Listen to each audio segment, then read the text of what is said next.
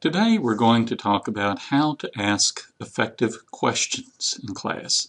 And to begin, think about this. Let's say that I'm in a Bible class and I ask the students, I begin the class by saying, "What did Saul do wrong?" Well, I might get various answers to this question. Somebody might say, well, he offered a sacrifice before the prophet had come, before Eli had come. Or they might say that he didn't kill all of the enemy. And so there would be various answers. And then I might say, as the teacher, I might say, well, no, I was thinking about how Saul persecuted Christians in the book of Acts. Now, we have been in classes, particularly Bible studies, where this type of thing happens, where you get this, and we all use questions in our lessons anyway. I observe in classes, I hear teachers asking questions regularly. The questions are of various types, they vary in their effectiveness. Sometimes you might ask a question like I just now did, and either the students don't have a clue what to say, so they say nothing, or they say things that are far off the mark. And what I want to do in this lesson is to go over some things which may help you to ask questions more effectively.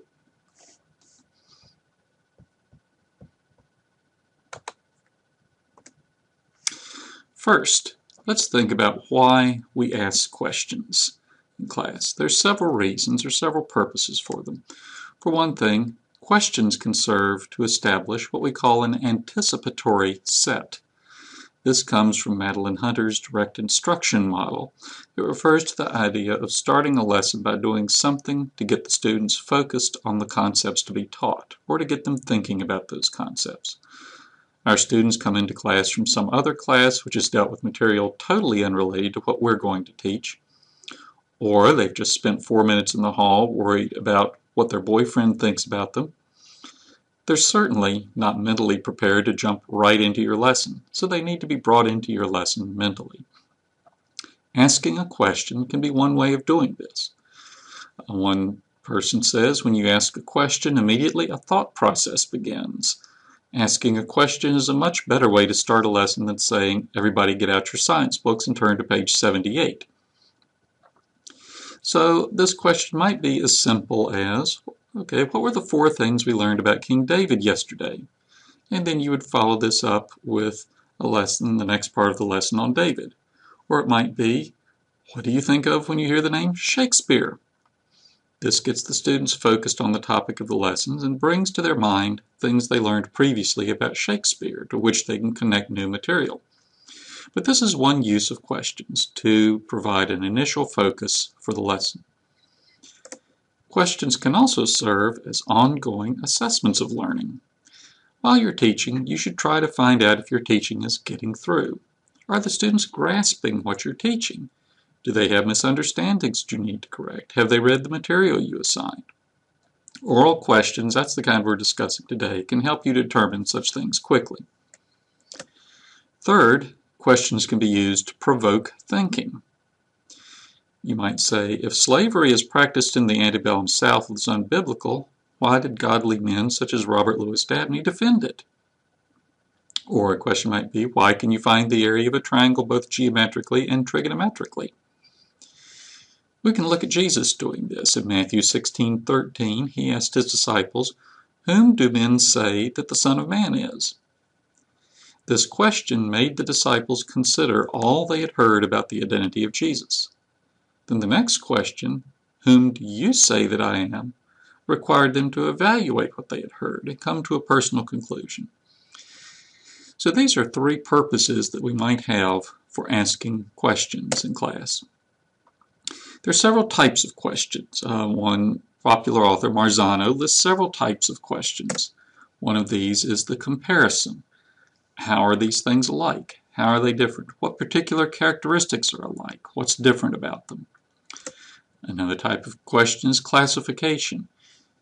In a science class, for example, you might say, well, into what groups could you put these items? What are the rules for membership in a group? How do you decide what fits into which character? What are the defining characteristics of each group? You have induction questions. Okay, based on the following facts or based on what we've observed, what can you conclude? So how likely is it that such and such will occur again? There are deduction questions. Based on these rules or principles, if you're in geometry, for example, and you've learned theorems, what can you conclude should happen, or what predictions can you make? You have questions of error analysis. What are the errors in reasoning here? How can it be corrected? You have questions that deal with constructing support for an argument. You might say, what argument would support this claim? What are the assumptions of the argument? And there are abstracting questions. What's the general pattern underlying this information? To what other situations does the general pattern apply? And then finally, analyzing perspectives. Why would someone think this viewpoint is good or bad? What's an alternative perspective, and why is it valid? So these are some types of questions that Marzano has outlined. Another way of looking at this is through Bloom's taxonomy. For each of these, this is something that many of us as teachers have heard many times, so it's a helpful way of breaking down the different types of questions. So you have knowledge questions, that is, questions that are just simple recognition or recall information. A question might be, what's the capital of Maine? Or who wrote Hamlet? Typical words that you use for this might be words define, recall, recognize, remember, who, what, where, when. Just your basic factual type questions. Then you have questions on the level of comprehension. They demonstrate the student has sufficient understanding to organize and arrange the material mentally. One question might be, what do you think Hamlet meant when he said to be or not to be? That is the question. Some of the words that are typically used in these questions are describe, compare, contrast, rephrase, put this in your own words, explain the main idea. A third level of questions would be in the area of application. This is a question that asks a student to apply previously learned information to reach an answer. In math classes, the classic example is math word problems, where you give them a question where they have to apply different theorems, they have to apply the things to solve the problem. Or the question might be, in history class, according to our definition of socialism, which of the following nations would be considered to be socialist? So you have words like apply, classify, use, choose, employ, write an example, solve, how many, which, what is. These are questions that typically are used in application questions. The next level of Bloom's taxonomy is the level of analysis. These are higher order questions that require students to think critically and in depth. Now, unless students can be brought to this higher level of analysis and then the next few levels, it's unlikely that transfer will take place. The students can think, well, this is just stuff I can use at this point. If they can get to this point, they'll realize this is stuff I can use rather than just more dumb school stuff I can forget after I take the test. If teachers don't ask these higher level questions at some point, it's unlikely most students will transfer schoolwork to real life.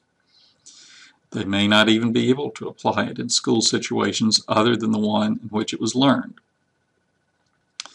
So, for example, in analysis questions, students are asked to engage in 3 kinds of cognitive processes. They need to identify the motives, reasons, and causes for something, and they need to consider and analyze the information to reach a conclusion based on the information. So, for example, analysis might be, why was Israel selected as the site for the Jewish nation? Or it might be, after studying the French, American, and Russian revolutions, what can you conclude about the causes of a revolution? So words typically used on the level of analysis are identify motives or causes, draw conclusions, determine evidence, support, analyze, why. The next level on Bloom's taxonomy is the level of synthesis. These are higher order questions that ask the student to perform original and creative thinking.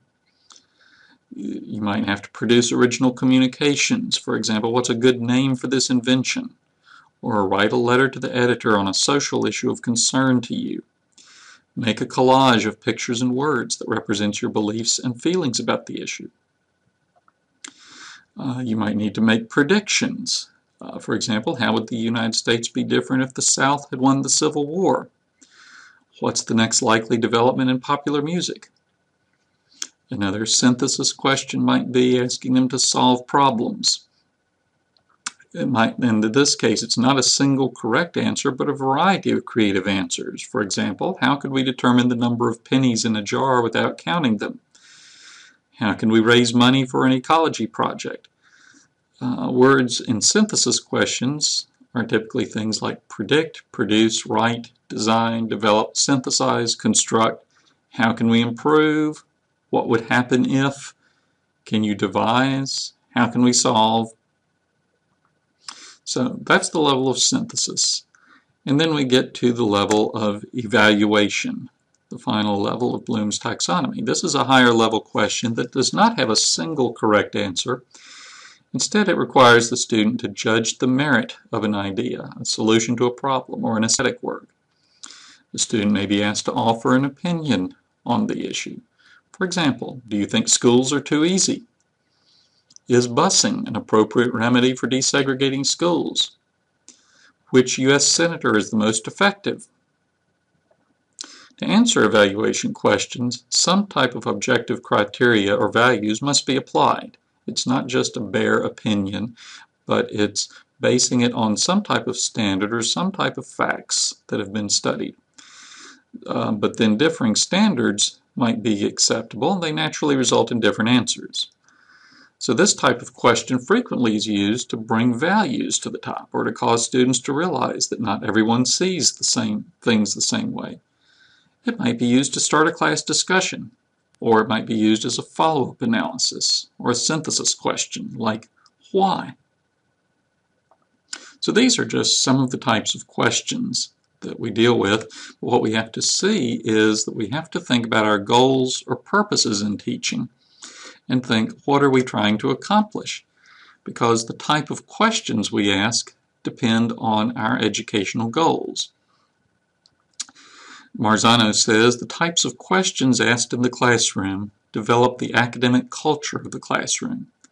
A great deal of evidence shows that open-ended essay questions require more analytic thinking than do closed yes-no questions or multiple-choice questions. In other words, if you want your students primarily to remember lists of facts or memorize specific items, then you'll ask questions in Bloom's knowledge level. On the other hand, if you want your class to be characterized by analytic work and deep thoughts, then you'll focus on questions from Bloom's 4th, 5th, and 6th levels, and you need both things in class. Our students often learn facts and details, and we need to question them in this way. But as Christians particularly, we want our students to think worldviewishly and not just be walking hard disk storage units. So if we want this type of thinking, we need to ask them questions that get them thinking that way. But don't think that higher level questions on Bloom's taxonomy are better than lower level ones. They're just different purposes. You don't say that a pickup truck is better than an SUV. You say that a pickup truck is better for certain things than an SUV, and vice versa. If you're trying to determine, for example, if the students know the names of the first 3 U.S. presidents, synthesis type questions would be poor questions. You would just focus on factual questions. So again, think about what you're trying to accomplish in your class, what your goals are, and gear your questions that way. Now, if you remember the question I asked at the beginning of our session about what did Saul do wrong, that was an ineffective question because you didn't know the context in which I was asking it. If it were a class in New Testament or a class in the book of Acts, you would have known the context. Now, I regularly hear people, often people teaching in Sunday school, ask such questions. The question is so broad and vague that hearers don't have a clue what the teacher's looking for. So they either don't say anything or they throw out wild guesses until they happen to hit randomly on the answer the teacher was looking for. For now, as we're going to study later more about how the brain operates and research on the brain operations. But one thing we know is that the new material is learned primarily by relating it to previously learned ideas. You all know how this operates to some degree. When you want to memorize items, such as vocabulary words, you come up with mnemonic devices. In learning foreign languages, if you're learning a Western language, you automatically do this. If you learn Greek, you might remember the word phileo, which means I love, by relating it to Philadelphia, the city of brotherly love. That makes a mental connection for you. And when I was in seminary, I learned Hebrew, and the connections weren't so obvious. There's no obvious mental connection between the Hebrew word ahav and its English meaning of love. So my seminary professor gave us mnemonic sentences to help us. For example, he said to remember ahav, meaning love, he gave us a sentence. I have a great love for my wife. You have to do the southern accent for it to work. But now my brain has a hook to hang that word on. So how does this relate to asking questions? If your students are going to answer your questions, they need to have a context to relate the question to. They need to know what previous learning in their mind to dredge up that's relevant. When I asked about Saul, you may have had various memories about various Sauls in your brain, and you tried to pull up what you thought was relevant. But you didn't know what context I was coming from. When you ask questions in class, you need to be sure the students know the context for your question, either something you've previously taught or something that's common knowledge. But be sure the context is unambiguous, unlike my question about Saul. If the context is not plain, either your students will not answer, which is typical on a high school level because they don't know what you're after, or they'll just throw out wild guesses until they happen to randomly find what you want. If I had said, "What did Saul do wrong before he was converted on the road to Damascus?" then you would have mentally gone to the right storage areas in your brain and told me what I was after. So related to this is the concept of asking questions that can be reasonably answered correctly based on prior knowledge.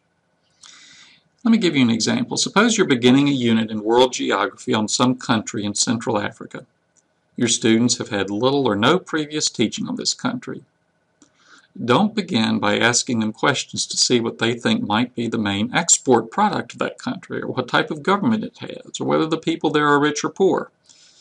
Your students won't have a clue and will either say nothing or will guess the wrong answers based on some misconception they have. The problem here is that your students may tend to remember those wrong answers more than the right ones. It's like the old story about baby animals bonding to the first thing they see, their mother, a stuffed animal, or whatever. Your students tend to remember the first thing they hear about an unknown topic, and it's difficult to erase that from their memory. Now, if you've previously taught about general characteristics of Central African geography and how those features bring about particular standards of living, then you could reasonably ask students, based on what we've learned and knowing the climate of this part of Africa, what do you think would be the main export of this country? Now that's drawing on previous learning, and it's effective. So if you're going to ask effective questions, they have to be appropriate difficulty. If your questions are too difficult, the students won't answer because they just won't know. That's obvious. But if the questions are too easy, the students might not answer because they might think you're trying to trick them. Again, this is especially true with adolescent students because they don't want to be embarrassed, they don't want to look like a fool in front of their friends. So if they think the question is too easy and they think you're trying to trick them, they're going to say nothing. So if I hold up 2 fingers here and say, "How many fingers am I holding up?" you might be reluctant to answer because I might have some trick I'm playing on you.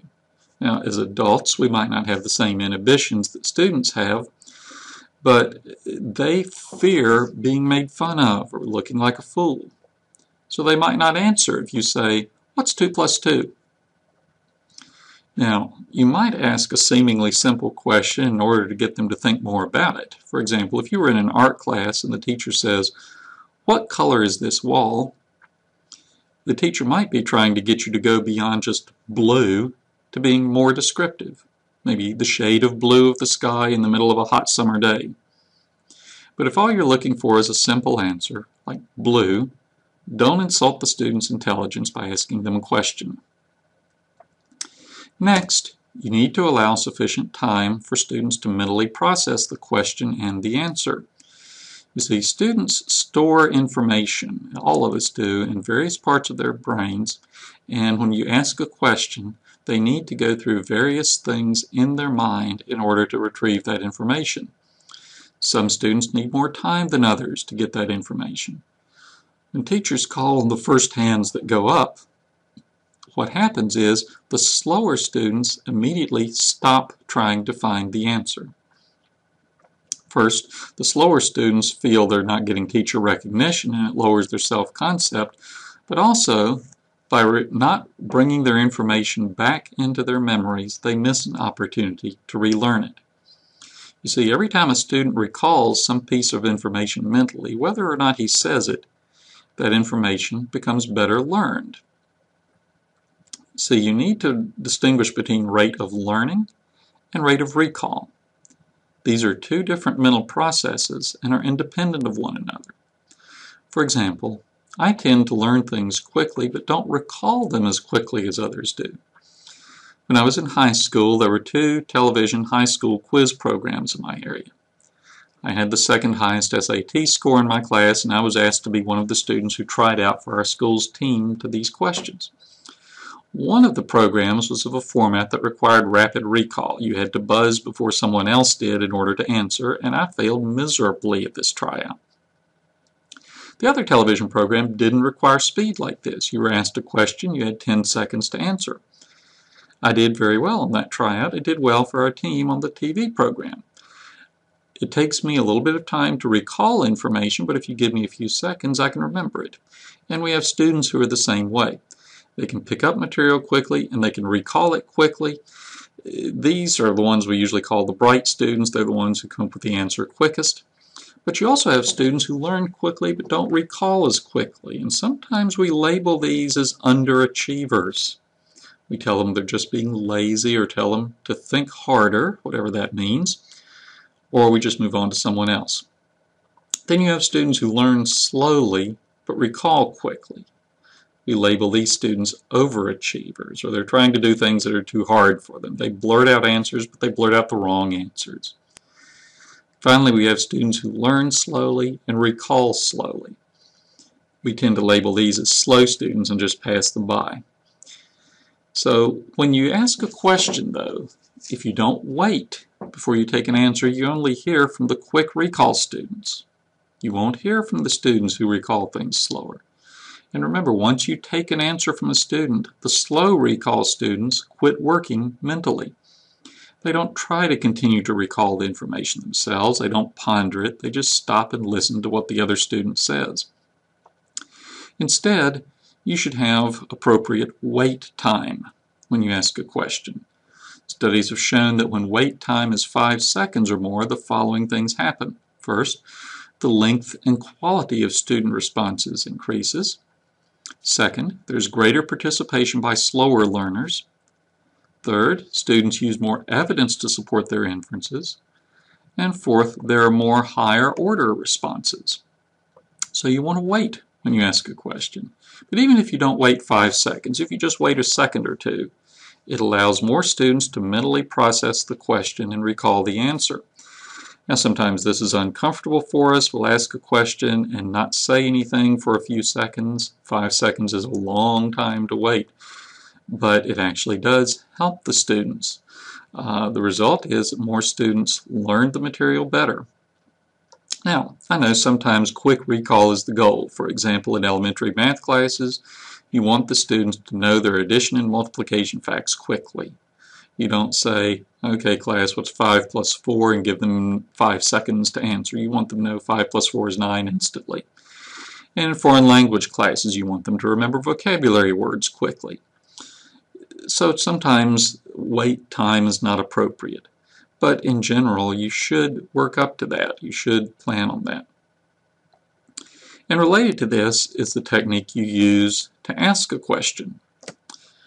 When you say, Johnny, what's the chief export of France? Johnny is the only student who thinks about it. The other students mentally shut down. Once you say Johnny, the other students know they're off the hook. They don't even hear the question, or if they hear it, they don't process it because you're not calling on them. So if Johnny gets it wrong and then you call on Jane, she doesn't begin processing it until you call on her. You might notice that if you call on her, she might say, "What's the question again?" Instead, ask your questions this way. What's the chief export of France? Wait a few seconds. Johnny? What happens now is that all the students are thinking about it, all of them are recalling it, all of them are relearning it mentally. And if Johnny doesn't know, Jane will probably know the answer immediately, as will other students. Likewise, don't get in the pattern of just asking questions by just going down the rows in order or going down your roll in order or something like that. Students will figure this out very quickly and realize they don't have to think unless it's their turn. Your goal is not to get the right answer. I mean, you know the right answer. The goal is to get the students thinking about the right answer. So you want to avoid doing things that signal to the students that they can mentally shut down. Instead, you want all of your students to be thinking about the questions that you ask. I hope this has been helpful.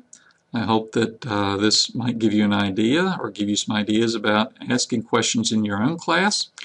If you have questions or comments that you would like to find answers to and I might be able to help you with, feel free to email me at this email address and I'll be glad to help you out. Thank you for watching this video.